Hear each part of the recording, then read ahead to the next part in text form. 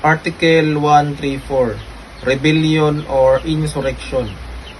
The crime of rebellion or insurrection is committed by rising publicly and taking arms against the government for the purpose of removing from the allegiance to said government or its laws the territory of the Republic of the Philippines or any part thereof of any body of land, naval, or other armed forces, or depriving the chief executive or the legislator wholly or partially of any of their powers or prerogatives.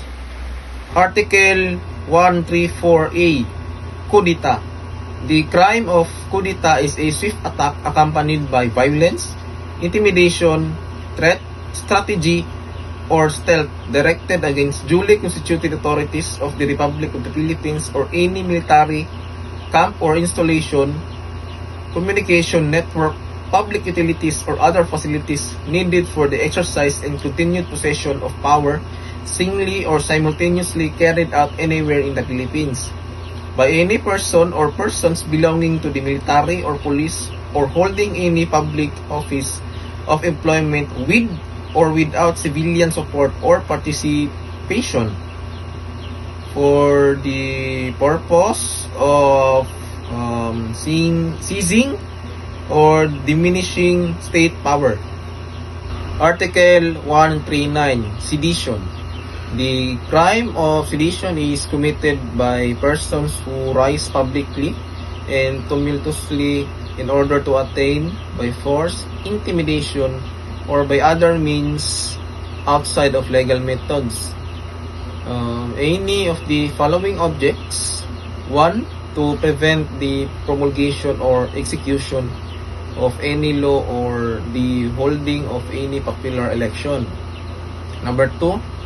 To prevent the national government or any provincial or municipal government or any public officer thereof from freely exercising its or his functions or prevent the execution of any administrative order.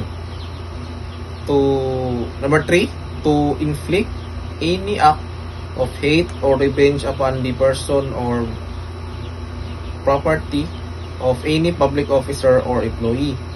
Number 4, to commit for any political or social end any act of hate or revenge against private persons or any social class.